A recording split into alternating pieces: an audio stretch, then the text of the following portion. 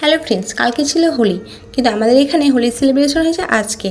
আর কালকে শুধুমাত্র আমরা ঠাকুরের পায়ে রং দিয়েছি। আর যেহেতু হোলির দিন আর কিছু স্পেশাল বানাবো না তাই কি হয়, তাই আমি শুরু করে দিয়েছি ফ্রায়েড রাইস বানাতে।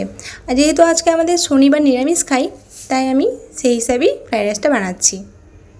তো দেখুন, প্রথমেই আমি হাঁড়ির মধ্যে জল দিয়ে দিয়েছি। সেই জলের মধ্যে কিছুটা লবণ, কিছুটা গরম মশলা এবং একটু সাদা তেল দিয়ে দিয়েছি। জলটা একটু গরম হয়ে এলে আধ ঘন্টা থেকে ভিজিয়ে রাখা চালগুলোকে আমি এই জলের মধ্যে ফেলে দিচ্ছি। জলের মধ্যে চালগুলোকে দিয়ে দেওয়ার পর 10 মিনিট মতো আমি চালটাকে সিদ্ধ করে নেব। খুব বেশি সিদ্ধ করব না, তাহলে ফ্রায়েড রাইসটা ভাঙা ভাঙা হয়ে যাবে। তাই আমি 10 মিনিট মতোই কিন্তু সিদ্ধ করব, একটু শক্ত শক্তই থাকবে। তারপর আমি এই চালগুলোকে ছেঁকে তুলে নিয়েছি, জলটা ঝরিয়ে দিয়েছি। তারপর জলটা ঝরিয়ে নেওয়ার পর আমি কড়াই বসিয়ে দিয়েছি। তো কড়াইয়ের মধ্যে দিয়ে দিয়েছি কিছু পরিমাণ সাদা তেল। তার মধ্যে দিয়ে দিলাম কিছুটা কাজু, কিছুটা কিশমিশ। এগুলোকে আমি একটু হালকা লাল লাল করে ভেজে নেব। খুব বেশি লাল করব না, জাস্ট হালকা লালচে কালার আসবে আর এগুলোকে আমি তুলে নেব। তো দেখুন, একসাথে কাজু এবং কিশমিশ দুটোই ভেজে নিচ্ছি। তারপর এগুলোকে আমি তুলে নেব। এগুলোকে তুলে নেওয়ার পর ওই তেলের মধ্যেই আমি দিয়ে দিচ্ছি ভেজিটেবলগুলো, যেগুলো আমি আগে থেকেই কেটে রেখেছিলাম। তো প্রথমেই দিয়ে দিলাম আমি গাজরগুলো যেহেতু একটু সিদ্ধ হতে লেট হয়, তাই প্রথমেই গাজরগুলো দিয়ে দেব। তারপরে গাজরটা একটু নাড়াচাড়া করার পর একটু নরম হয়ে এলে দিয়ে দেব বিনসগুলো দেওয়ার পর একটু নাড়াচাড়া করতে থাকবো আমি। এগুলো একটু নরম হয়ে আসবে, সিদ্ধ হয়ে আসবে। তারপর আমি লাস্টে দিয়ে দেব ক্যাপসিকামটা যেহেতু একটু অল্প সময়েই সিদ্ধ হয়ে যায়, তাই এটা আমি সবার লাস্টেই দিয়েছি। তো দেখুন, ক্যাপসিকাম দেওয়ার পর এগুলোকে আমি একসাথে নেড়ে নিচ্ছি বেশ কিছুক্ষণ থেকে।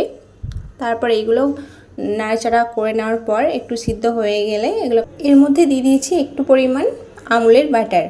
তো বাটার দেওয়ার পর একটু নাড়াচাড়া করতে থাকি আমি। তারপর দিয়ে দিলাম পরিমাণ মতো লবণ এবং তার সাথে একটু চিনিও। আপনারা আপনাদের পছন্দ মতো দেবেন।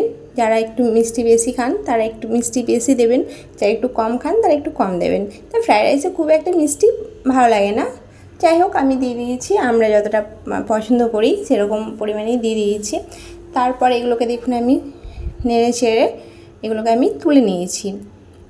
তুলে নেওয়ার পর ওই তেলের মধ্যেই সামান্য পরিমাণ বাটার দেওয়ার পর সেই বাটারের মধ্যে একটু আদা বাটা দিয়েছিলাম। তারপরে একটু নাড়াচাড়া করে তার মধ্যে রাইস প্লাস ভেজিটেবল, একবার রাইস একবার ভেজিটেবল দিয়ে আর তার সাথে কাজু কিশমিশ দিয়ে নাড়াচাড়া করতে থাকি। দেখুন, আমি প্রথমে রাইস দিচ্ছি, তারপরে একটু ভেজিটেবল দিচ্ছি আর কাজু কিশমিশ দিচ্ছি। এভাবে হালকা আলতো করে নাড়াচাড়া করতে থাকি। আর এদিকে দেখুন, আমি এর সাথে বানাবো চাটনি, তাই আমি নিয়ে নিয়েছি কিছু টমেটো, কিছু আঙুর আর কিছু খেজুর, কিশমিশ আর কাজু।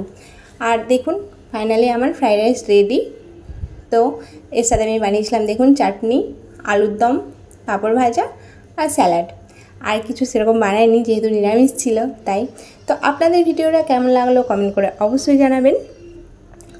আর আপনারা হোলি উপলক্ষে কে কী বানিয়েছেন সেটাও জানাতে ভুলবেন না। তো আমার এখন ফাইনালি রান্না কমপ্লিট। তো এবার আমি প্লেটে নিয়েও নিয়েছি, খাওয়া স্টার্ট করব। তো আপনারা সবাই খুব ভালো থাকবেন, সুস্থ থাকবেন। আর এই দেখুন, আমি বলছি এখানে যে আমার ফাইনালি রান্না কমপ্লিট আর আমার নিয়েও নিয়েছি প্লেটে, সেটাই আপনাদেরকে বলছি। তা সবাই খুব ভালো থাকবেন, সুস্থ থাকবেন। আর ধৈর্য সহকারে আমার এতক্ষণ ভিডিওটা দেখার জন্য সকলকে অনেক অনেক ধন্যবাদ আর অনেক অনেক ভালোবাসা। তো সবাই খুব ভালো থাকবেন। আজকের মতো এখানেই টাটা, দেখা হবে নেক্সট কোনো ভিডিওতে।